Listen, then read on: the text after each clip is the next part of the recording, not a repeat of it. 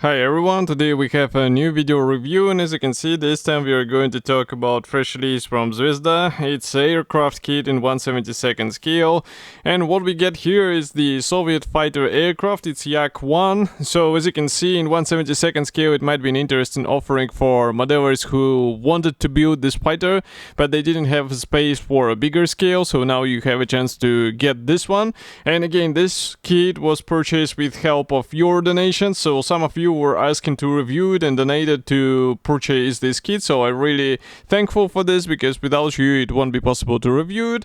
And as you can see, the box size is rather standard, so what we have here on the table, that's the final shape of this release, because it was purchased from the model shop, and we have quite nice box art. Here's comparison with my hand. Also on the sides we'll find some information about the safety advices and other stuff, but what is interesting is the rear side. So here we have also the pictures of the finished model, and we also have some information about the kit. So there are only 79 parts, and assembled model will be 11.8 centimeters long, which is rather not big, and the parts count, I would say, is suitable for the beginners. We also have the written text here that there are two assembly options, as far as I can understand, or two versions actually included, so early and late version of the aircraft, and I guess the canopy and also the propeller will be different, as well as the tail section, but we will find it out once we open the box. So let's cut through the plastic seal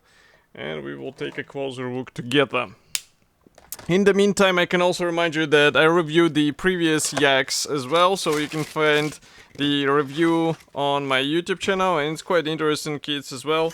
I would say for the price-conscious modelers, it's really nice choice, which brings a lot of features out of the box. So what I'm trying or struggling now is opening the sealed plastic bag, so just give me a bit of a time, as it is a bit tricky. We have here the pair of the gray plastic sprues. So the first one is the Sprue B, and here you can see the wing parts. So I will just zoom in a bit and maybe open the lenses a bit as well. So now you can see that here we have the lower wings panel, which is molded together with the tail section of the fuselage. We also have two top panels. We have some landing gear parts. We have also landing gear panels. I guess the choice will depend on the option or version you will pick, early or late, but I guess we can also zoom in and you can check all of these parts closer. So this light gray plastic is more on the sturdy side, but I would recommend to be careful with these thin elements, because it's easy to break them. As for the landing gear wheels, I wonder if they're one piece, and as you can see, they're not exactly one piece elements, which is rather interesting here. And also here we continue with this lower wing panel, and so we have the raised panel lines, or rivets actually, and this is just like on the real aircraft, so maybe I will be able to show it to you if camera will focus, and now you should be able to see. So this is quite nice detailing for a 1/72 scale aircraft, and I think with some proper paintwork you should get a nice result. And here, by the way, you can see that the wing tips, they will actually serve as the guiding element. This is quite an interesting parts division, because this way we have the wing mechanization also serving as the guiding element, and we also have some pre-molded details on the wheel wells. And next we continue with another gray plastic sprue. This is the Sprue A, I suppose. I do not see any letter. It's really difficult to find. It's somewhere here in the middle, but you can see that here obviously we have the fuselage halves, and both are molded without the tail section. The trick is that this design was used in order to differentiate between the various aircraft versions. We also have several types of the propeller, as far as you can see here, and we have the one-piece cooling panel, which is really cool, because it means you won't have any gaps in this area. And we have here also the tail wings. We have two types of the tail fins and rudders.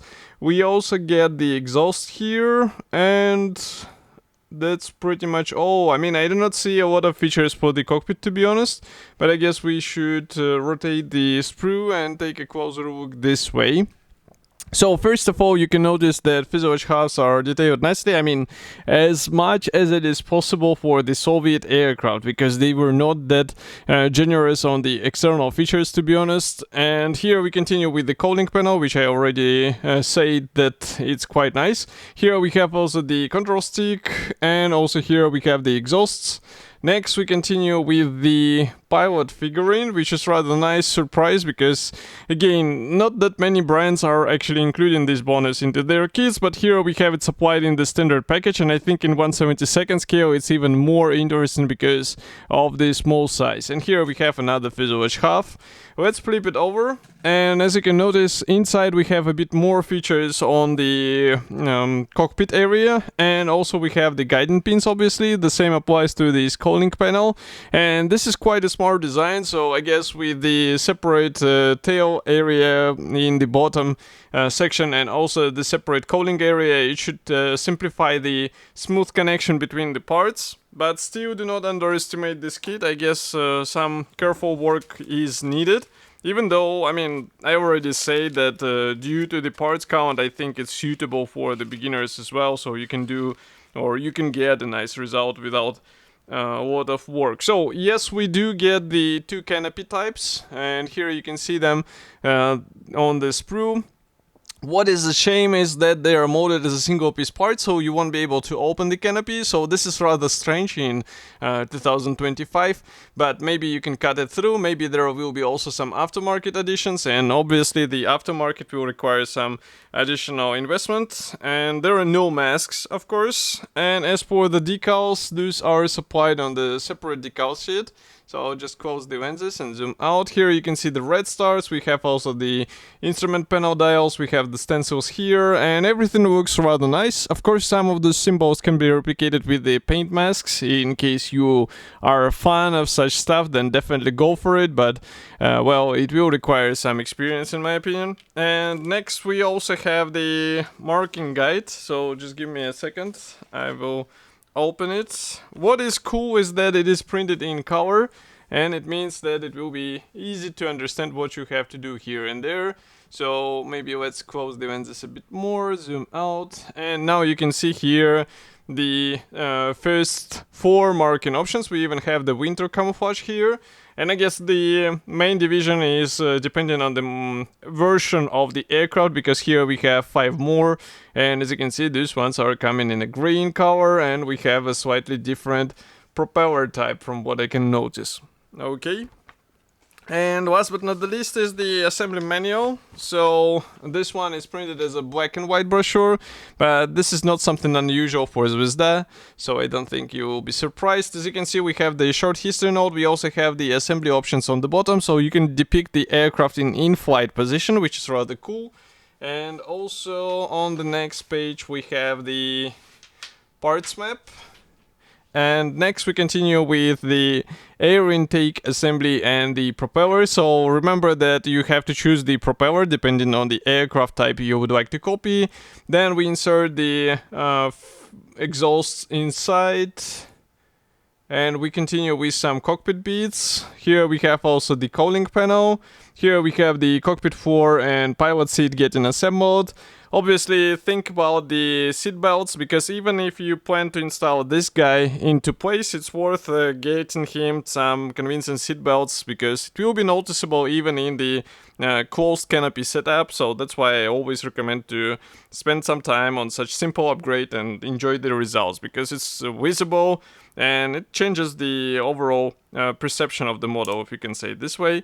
But that's not all. We continue also with the canopy choice. So as I was saying, we have the 2 options for the canopy, so be sure to pick the right one which is suitable for your aircraft type. And next we also have the tail fin installation here. Next we continue with the landing gear. So as you remember, you can assemble the in-flight position, and here we have also the stenciling guide for the aircraft. So overall, I would say this is quite a decent kit, especially for the price which is asked for this model. And again, I would like to say thank you for donating me in order to purchase this kit. And of course, I will be happy to hear your opinion, so do not forget to write it here in the comment section below. And I will see you in the next video review as usual. Thank you for joining me today, and bye.